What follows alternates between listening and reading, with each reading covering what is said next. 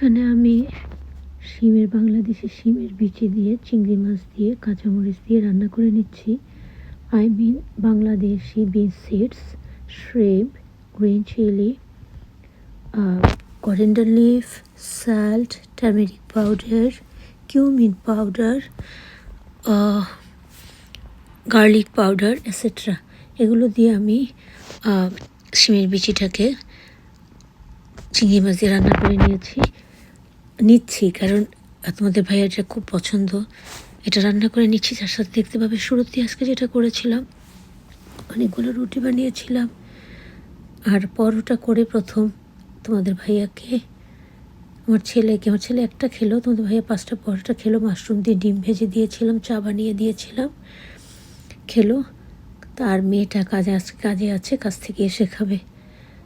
তারপরে সবটুকুই দেখতে পাবে 2 না 3 দিন আগে আমার ছেলে কি রান্না করেছিল সেইটুকু একটু অ্যাড করে দিয়েছি। কিন্তু শুরুতে দেখাচ্ছে সেটা হলো শিমের বিচি, চিংড়ি মাছ দিয়ে কাঁচামরিচ, ধনে পাতা, লবণ, হলুদ গুঁড়ো, রসুন গুঁড়ো, জিরের গুঁড়ো এগুলো দিয়ে, এই যে জিরের গুঁড়ো এটা কিউমিন পাউডার, এগুলো দিয়ে বাংলাদেশের শিমের বিচি চিংড়ি মাছ দিয়ে রান্না করেছি। ওই সুনিতা আপু আবার রাগ করবে, ভুলে গেছে, আজকাল সব ভুলে যাই। আসসালামু আলাইকুম রহমতুল্লাহি ওয়া বারাকাতুহু। আর সালামটা ভুলে গেলে তো হবে না, তবু কেন যে ভুলে যাই আমি জানি না। যাই হোক, সালামটা দিতে পেরেছি আলহামদুলিল্লাহ। আর এখন ইফতারের সময় হয়ে যাবে, গতকালকে তো রোজা রাখতে পারিনি, আজকে রোজা আছি। তারপরে দেখো বন্ধুরা, শিমের বিচিটা রান্না করার পরে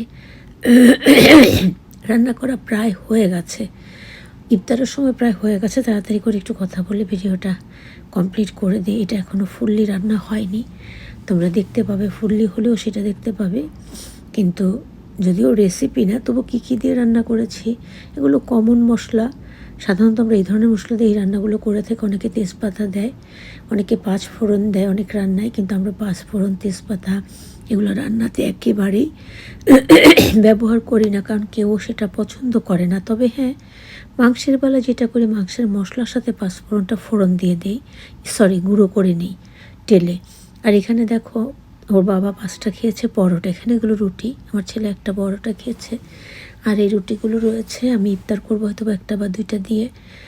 হাতে বানিয়েছি গ্লুটেন ফ্রি আটা, তার সাথে চালের গুঁড়ো মিক্সড করে নিয়েছি। এখানে আছে কাচকির গুঁড়ো, তাও কাঁচামরিচে রান্না করা।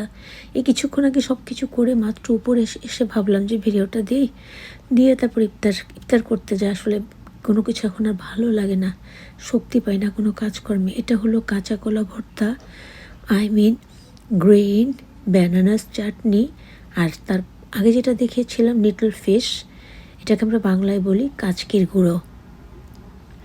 এই যে, তারপরে রুটি তো দেখে নিয়েছো, এখনও তো সেভ করে রেখে দিয়ে চলে যাবে, ইফতারের সময় একদম হয়ে গেছে। আর এটা আমার ছেলে এখানে মেরিনেট করে রেখেছে, ওর হাতের কাজ মাশাআল্লাহ খুবই সুন্দর রান্নাবান্না।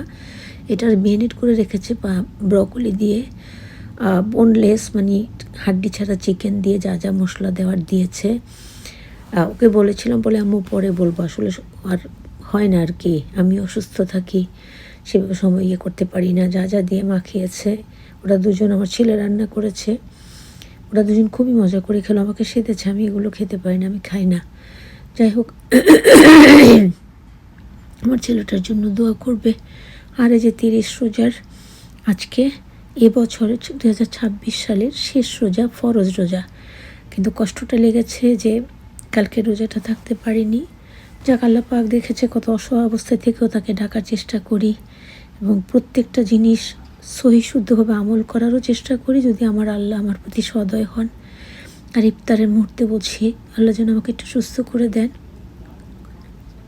আল্লাহ যেন আমার সন্তান সাইহামকে, ভাই বোন, আত্মীয় স্বজন যে যেখানে আছে সবাইকে, আমার আশাকে, সকল মানুষকে, আমার দেশবাসীকে, সকল উপকারী মানুষদেরকে, নার্গিসাপুদেরকে, সবাইকে আল্লাহ তুমি পরিপূর্ণ সুস্থতা দিয়ে, সর্বাঙ্গীন মঙ্গল দিয়ে, তোমার হিদায়াতের পথে চলার তৌফিক দিয়ে, বেশি বেশি ইবাদত করার তৌফিক দিয়ে, আমার সাইহাম সহ আমার আম্মার আশা ভাই বোন, আত্মীয় স্বজন যে যেখানে আছে সবার জন্য সহ, আমার দেশবাসীর জন্য সহ, সকল উপকারী মানুষদের জন্য সহ, সবার জন্য কামনা করছি আমার নিজের জন্য আমি সুম্মা আমিন।